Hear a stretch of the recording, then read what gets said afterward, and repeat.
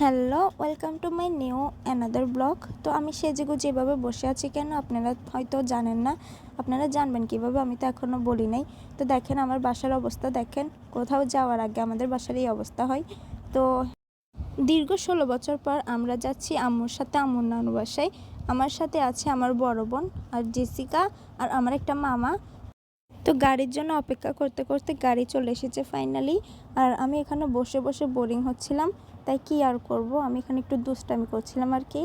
তো আপনারা তো জানেন আমি যেখানে যে একটু না একটু দুষ্টামি করি, দুষ্টামি করে পরে আবার হাতও ভেঙে ফেলি। আচ্ছা যাই হোক, ফাইনালি চলে আসলাম।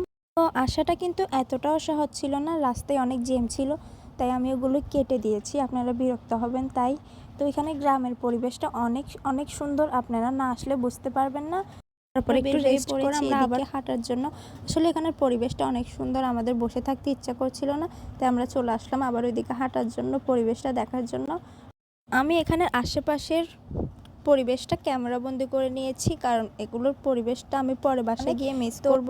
আম্মুকে দেখার পরে সাথে সাথে সবাই জড়িয়ে ধরেছে, কারণ আমার আম্মুকে ওরা অনেক দেখতে পারতো, ছোট থেকেই আসা হতো না এখানে তেমন, তাই হঠাৎ করে আসছি।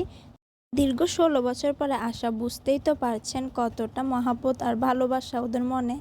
আম্মুর মুখে শুনেছিলাম অনেক সামনে নাকি একটা পুকুর আছে, তাই এখানে চলে আসলাম। বাচ্চারা খেলাধুলা করছিল, তো আমি একটু দেখলাম ওদেরকে। আপনারা বলেন এটা কি খেলা, আমি তো জানি না, তাই আপনারা একটু কমেন্টে জানান। তো ওরা অনেক মজা করে এখানে খেলছিল, তো আমরা একটু সামনে এগোলাম আর এগিয়ে দেখলাম এখানে পাথরের একটা রাস্তা, সবাই পার হচ্ছে এখানে। এখানের ঘরগুলো অন্যরকম, আমাদের সাথে একটুও মিল নেই। আর এটা হচ্ছে আমার মামা, একটু করে ভিডিওতে নিলাম আর কি মজা করে। তো এখানের পরিবেশটা দেখেন, একটু জাস্ট ওয়াও। সবাই মিলে এখানে একটু সময় কাটালাম আর কি। তো তো এর মধ্যে আমরা খাওয়া দাওয়া করে একটু রেস্ট করে বের হয়ে গেলাম পুকুরে গোসল করার উদ্দেশ্যে। খাওয়া দাওয়ার ভিডিওটা আমি নিতে পারলাম না, তার জন্য আমি মন থেকে আন্তরিকভাবে দুঃখিত। চেষ্টা করব এর পরের বার থেকে সুন্দর করে ভিডিও মেক করার। তো এখন আমরা পুকুরে নামবো, তার জন্য একটু ওয়েট করতেছি। আমার আফু আসবে, আমার আফু এখনও বাসায়, তাই ওর জন্য ওয়েট করতেছি। এখানে অনেক অনেক ঘাট আছে, আমরা ওই পাশে যেতে পারছি না, তাই এখানেই ওয়েট করতেছি। আফু চলে আসছে ফাইনালি, আমরা এখানে একটু হাঁটতেছি, হাঁটার পর এখনই নেমে যাব। ফাইনালি আমরা পুকুরে নেমে গেলাম অনেকক্ষণ অপেক্ষা করার পর। আমরা এখানে দুষ্টামি শুরু করলাম আমার মামাকে নিয়ে। দুঃখের বিষয় হচ্ছে আমরা এখানে কেউই সাঁতার পারি না, তাই আমরা এখানে সাঁতার শেখার চেষ্টা করতেছি আর কি। আমি তো একদমই পারি না, তাই একটু মজা করতেছি। আর এখানে আমার বোন মেয়ে দেখেন কি করতেছে, আমি তো কি করব জানি না, তাই এখানে দেখেন কি রকম করতেছে, আমি পাকলাম করতেছি। সিকা মাছ ধরার জন্য কান্না করতেছে, তাই আফু নেমে গেল মাছ ধরার জন্য আমার মামাকে নিয়ে।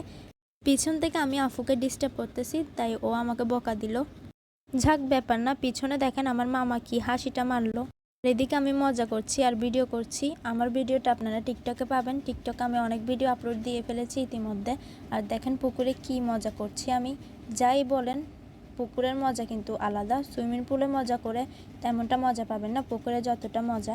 আপনারা সবাই আমার পাশে থাকবেন, এভাবে পাশে থাকলে আমি নিউ নিউ অনেক অনেক ব্লগ নিয়ে চলে আসবো আপনাদের সামনে। আরেকটা কথা হলো, আমি এডিটিং তেমন পারি না, তাই একটু চেষ্টা করলাম, এটা ফার্স্ট ব্লগ, তো করতে করতে শিখে যাব আর কি। তো আপনারা একটু আমাকে সাপোর্ট করবেন, বেশি বেশি সাপোর্ট করলে আমি বেশি বেশি ভিডিও নিব আপনাদের জন্য।